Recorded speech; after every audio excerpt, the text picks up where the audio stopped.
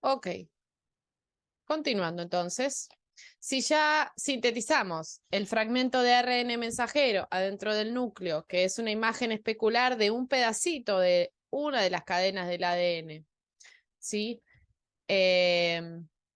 Salió ese fragmento del núcleo, maduró, sufrió el splicing, es decir, el corte y empalme, quedó el ARN mensajero maduro y ahora va a ir a parar a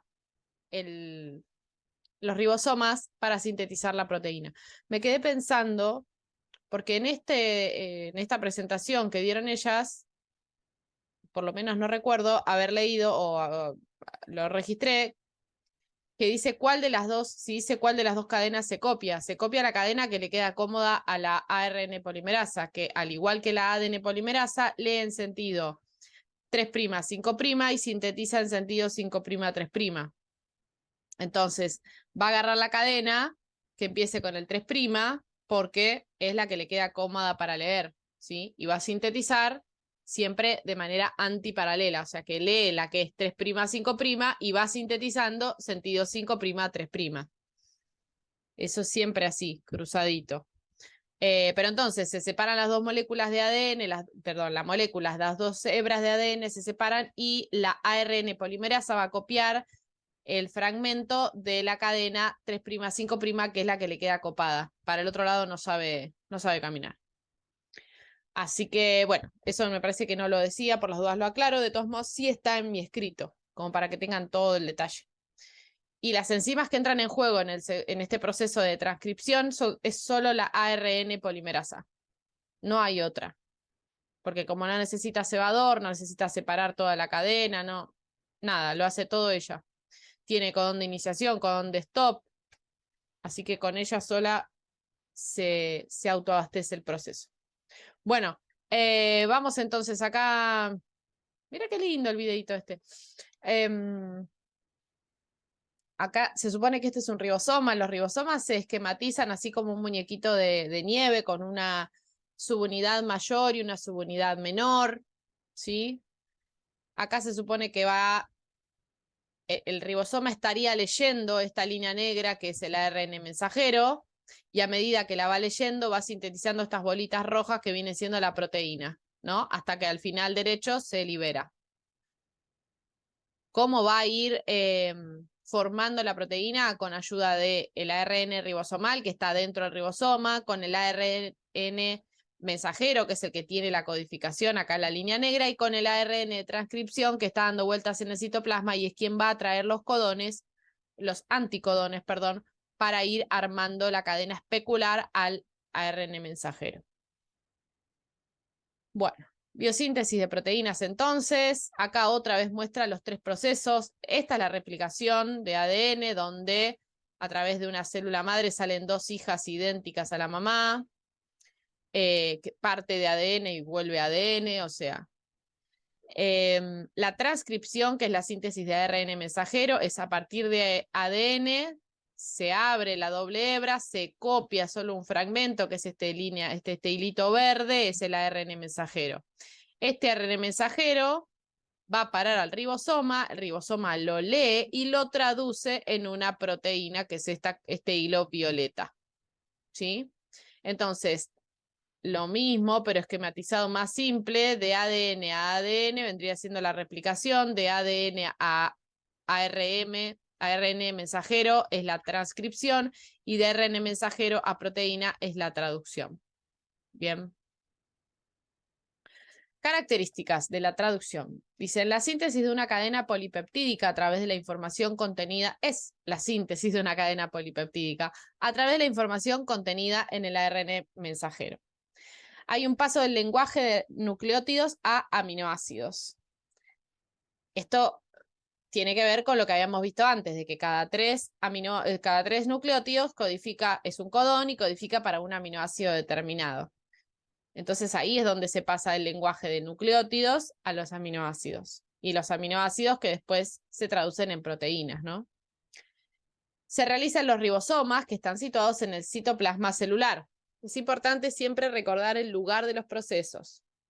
En el proceso de síntesis, los aminoácidos son transportados por ARN de transferencia correspondiente para cada aminoácido hasta el ARN mensajero, donde se unen en la posición adecuada para formar las nuevas proteínas.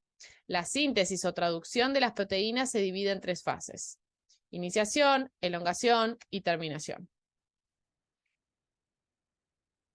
Este también tiene iniciación, elongación y terminación.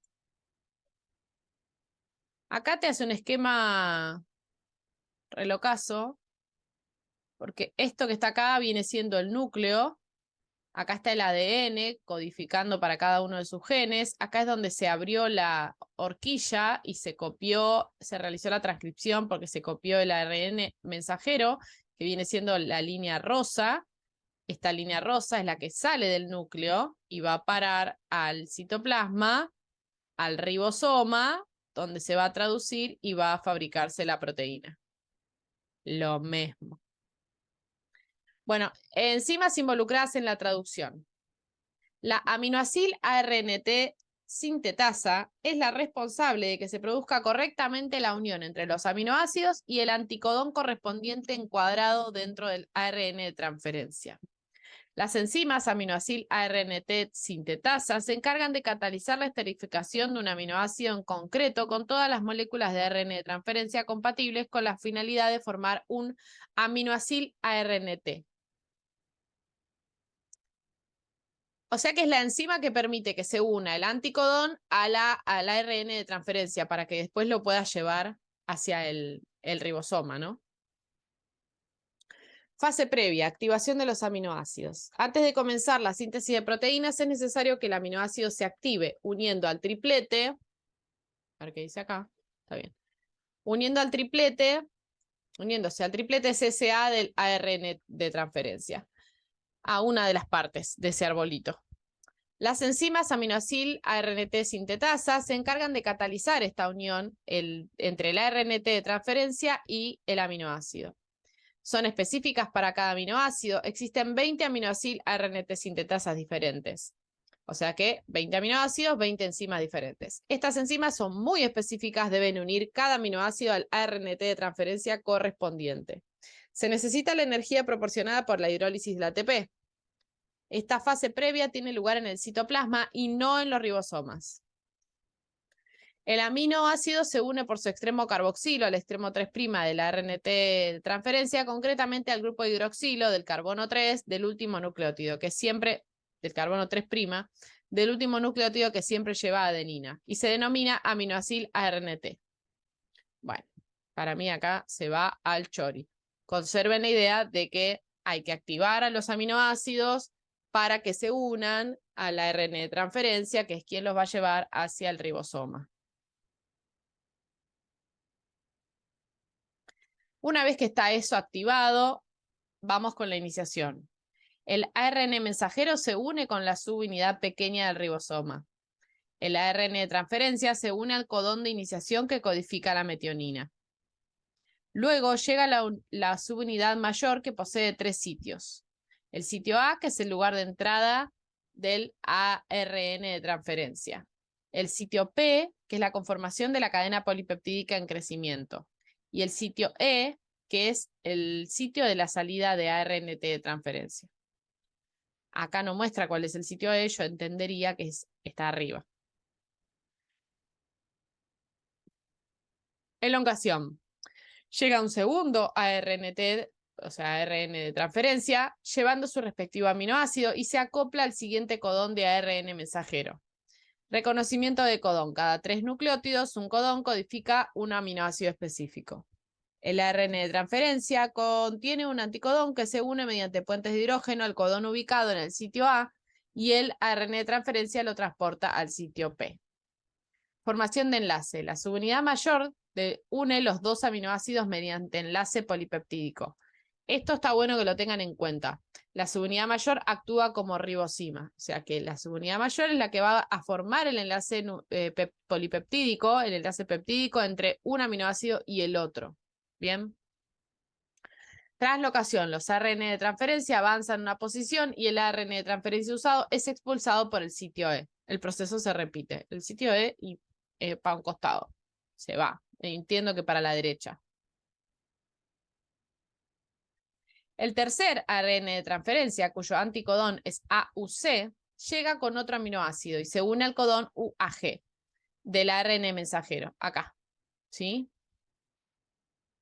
En el ejemplo, el aminoácido se adhiere al dipéptido antes formado mediante otro enlace peptídico, o sea, entre estos tres aminoácidos que conforman un codón y un aminoácido, perdón, estos tres nucleótidos que conforman un codón y codifican para un aminoácido, y estos tres nucleótidos que conforman otro codón y codifican para otro aminoácido, se unieron acá mediante un enlace peptídico gracias a la subunidad mayor del ribosoma. Ahora, este tercer anticodón que llega se va a unir a la cadena anterior mediante otro enlace peptídico, acá. Bien. El segundo ARN de transferencia se retira del ribosoma. Un cuarto ARN de transferencia llega con su aminoácido hasta el ribosoma para acoplarse con el codón correspondiente del ARN mensajero. La secuencia se repite tantas veces como aminoácidos tenga la futura proteína. Acá muestra exactamente lo mismo, pero con otro dibujito. La burbujota es el ribosoma, este es el ARN mensajero con cada una de sus nucleótidos complementarios a los del ADN. ¿Sí? Este es cada uno, estas T invertidas son cada uno de los ARN de transferencia y traen cada uno un aminoácido diferente con su codón. ¿Sí?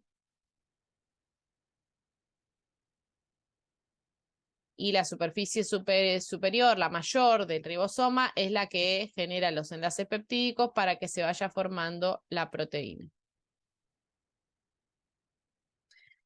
Terminación. La etapa final de la síntesis de proteínas continúa hasta que aparecen los llamados codones de stop o de terminación, representados por UUA, UAG y UGA. Si me preguntan a mí, yo creería que no se los tienen que saber, pero no estaría de más.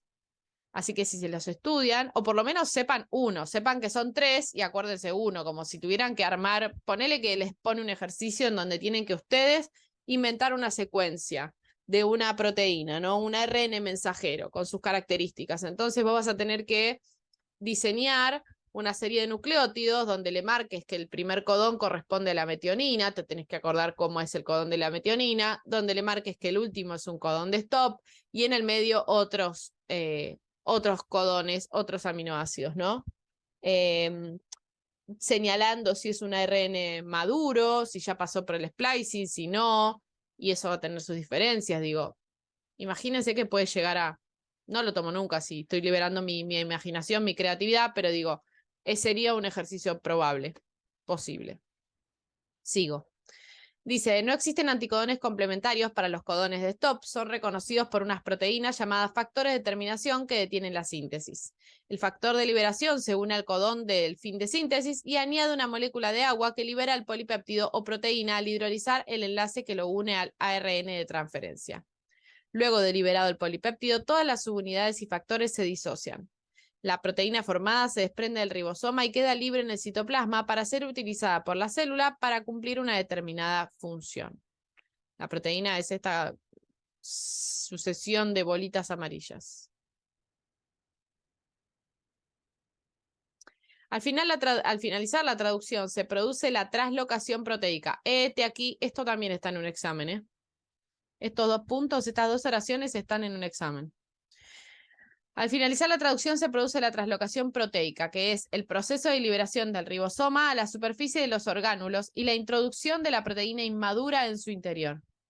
Ambas subunidades del ribosoma no se trasladan simultáneamente, sino que en primer lugar avanza la subunidad mayor y luego la subunidad menor. Para ello se necesita el factor EFG, EF2, que también lleva a un GTP unido que se consume con el movimiento. Mamadera. Y acá no le voy a poder poner play, pero era un video. Inhibición de la síntesis proteica. Algunos antibióticos se fijan a una de las dos subunidades de los ribosomas bacterianos e inhiben la síntesis de proteínas. Se los puede clasificar según tres criterios distintos. según la unidad ribosomal a la que se une, ya sea la 30S o la 50S, según sus efectos sobre la síntesis proteica, inhibidores de la iniciación, de la elongación o inductores de la síntesis de proteínas anómalas, según sean bactericidas o bacteriostáticos. ¿Hasta acá me están entendiendo? O sea, hay antibióticos que ejercen la posibilidad de bloquear o inhibir esta síntesis proteica. No se usan para nosotros, se usan para las bacterias, ¿sí? Cuando yo cursé microbiología clínica y cuando cursé fármaco, en ambas materias tuve que estudiar antibióticos. Y cuando estudias antibióticos, estudias los 5 tipos o clasificaciones que hay de antibióticos. Hay algunos contra el ADN, otros contra la síntesis de proteínas, otros contra membranas, ¿sí? No me los acuerdo todos, pero bueno, los que son contra la síntesis de proteínas son estos a los que se está refiriendo. Y acá va un poquito más allá, porque te dice que los que actúan en contra de la síntesis proteica la inhiben de distintas maneras. Puede ser que se unan a la subunidad menor, que se unan a la subunidad mayor, o también puede ser que inhiban distintas partes del proceso, que inhiban la iniciación, la elongación, o que dejen que se lleve a cabo el proceso, pero inducen la síntesis de proteínas anómalas, es decir, que introducen algún cambio, mutación, que hace que la proteína esté mutada y por tanto no pueda cumplir con su función. Todas las finalidades de esto es que la bacteria no sea funcional y no nos siga afectando. ¿Estamos de acuerdo? Después te dice, se clasifican según sean bactericidas o bacteriostáticos. Estos términos también los tienen que conocer de esas dos materias, microclínica y farmacología. Bactericida es que mata la bacteria, bacteriostático es que la frena, ¿no? Que la deja estática, que la deja como en situación en estado vegetativo, si querés, pero no la mata. Entonces, ojo ahí, porque los antibióticos que no son bactericidas no son del todo eficaces. A mí se me vienen a la mente los que se usan para batallar para tratar la tuberculosis, porque la tuberculosis es una micobacteria, es un organismo bastante complejo por su pared y por la facilidad que tiene para disfrazarse ante el sistema inmunológico. Entonces se utilizan una conjunción de antibióticos de distintas intensidades, ¿no? Algunos son contra membrana, otros son contra ácidos nucleicos, algunos otros son contra las proteínas, y bueno, entre ellos algunos son bactericidas y otros son bacteriostáticos. Se arma todo un cóctel de estos antibióticos para tratar de contrarrestar el ataque de la micobacteria. De hecho, son tratamientos prolongados y muy molestos por los efectos secundarios que tienen y por eso tienen baja adhesión. Bueno, me fui por la rama, volvemos acá. Lo importante era que entiendan qué significan esas palabras y no que estudien de memoria. Tienen que saber qué es lo que están leyendo. Bueno, algunos inhibidores que pueden interferir en cualquiera de las etapas de la síntesis de proteínas son la toxina de la difteria, la cual inactiva este factor EF2. ¿Se acuerdan que hacía falta para soltar la proteína y evita que se produzca su traslocación? Después la clindamicina y la eritromicina, las cuales bloquean, debido a una unión irreversible, un sitio de la subunidad 50S de los ribosomas y de esta forma impiden la traslocación también. La ricina, procedente de las semillas de ricino, es una toxina muy potente que elimina una adenina ubicada en el lugar 28S del ARN ribosomal, inhibiendo de este modo la función del ribosoma de las células eucariotas. O sea que cualquiera de estas cuatro sustancias se las puede llegar a tomar usándola como ejemplo, porque está en el PowerPoint. Bueno, código genético. Esto algo les adelanté la otra vez.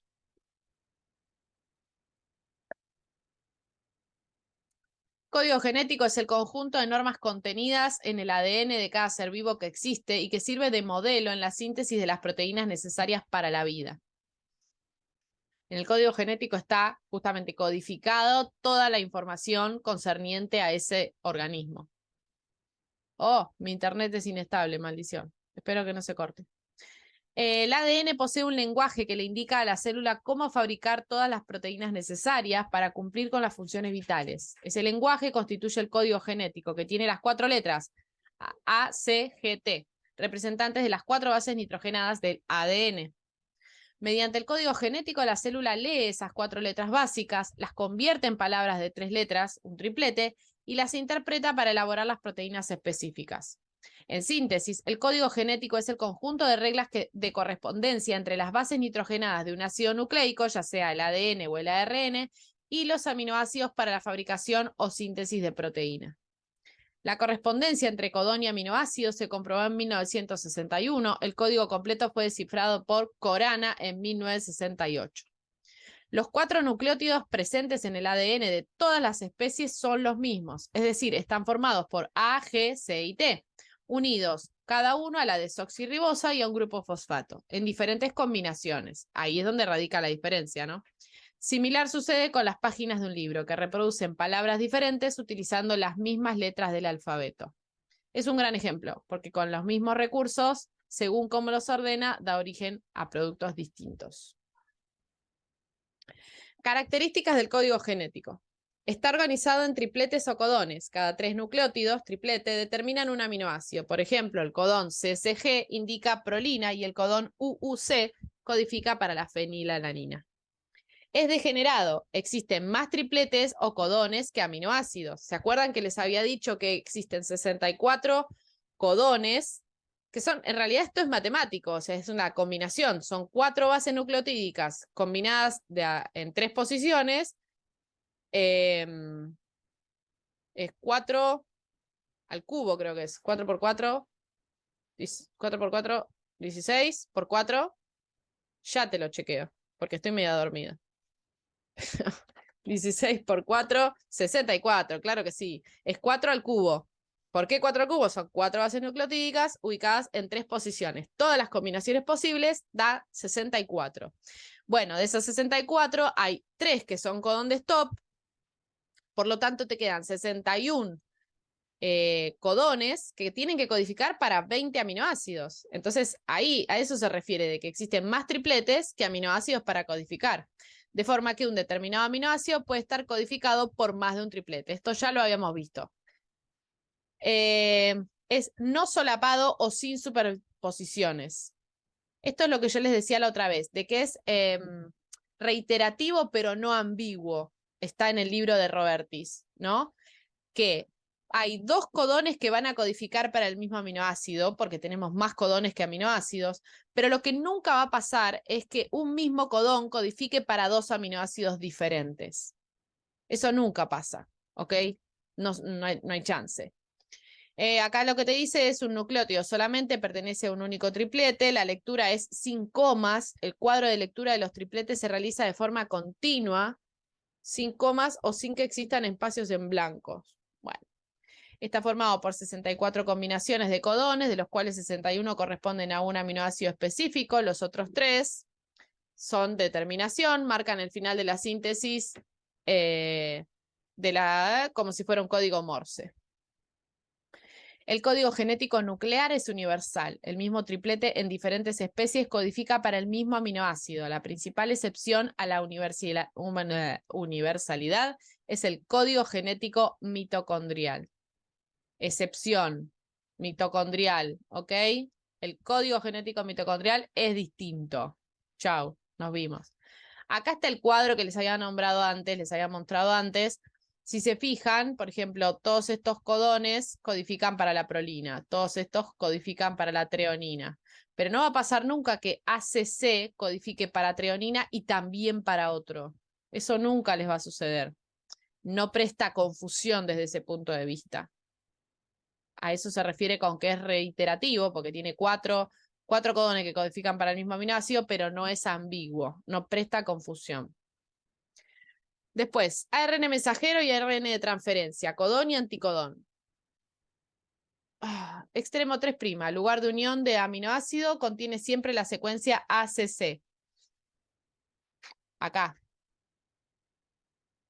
Brazo dihidrouracilo, lugar de unión al aminoácido T-RNT sintetasa o enzimas encargadas de unir a un aminoácido su correspondiente sarasasasa. ¿A dónde mierda está la enzima? Uy, perdón, dije mala palabra. El brazo DHU. No lo encuentro. El brazo T Sarasa de C, en el lugar de enlace al ribosoma, que yo entiendo que es este. Brazo del anticodón. Ah, no, acá está el anticodón. Lugar de reconocimiento de los codones del mensajero. Bueno, no estaría sabiendo cuál de estos dos son estos dos. Para mí acá ya se va mucho. Se va muy profundo.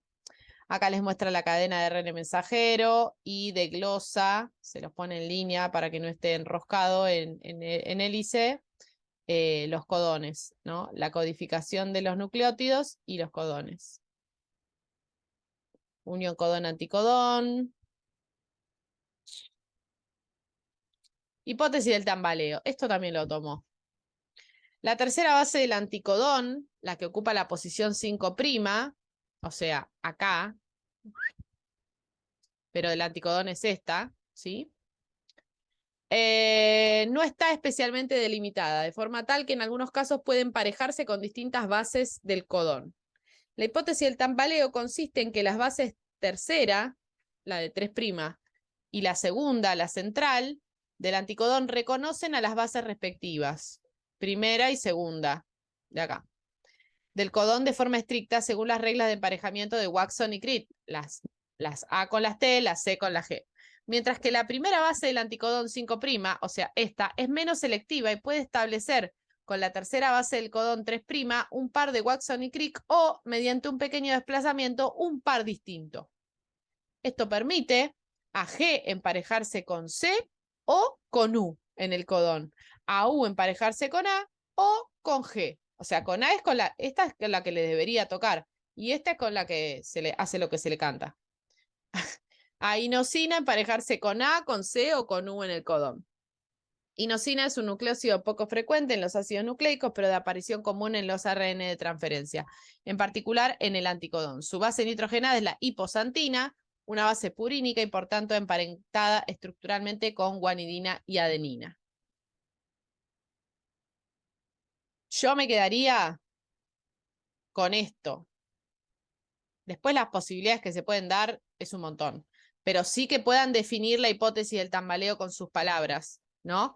Que el tercer aminoácido, perdón, que el tercer nucleótido del anticodón, los primeros dos son específicos y se enganchan con la complementariedad de Watson y Crick, pero la tercera puede hacer cualquiera, básicamente. Se puede enganchar con otro que no sea el que le corresponde. Eso habla la hipótesis del tambaleo. Chau, nos vimos. Acá otra vez, flexibilidad de la tercera base del anticodón, la regla del tambaleo. Otra vez, ¿ven? Es este el que puede llegar a no cumplir con la complementariedad esperada. Y se terminó. Pero qué puntualidad.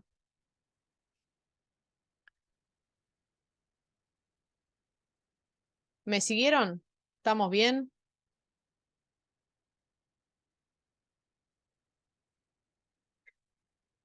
Bueno, ahora sí, nos queda un toquecín. Vamos.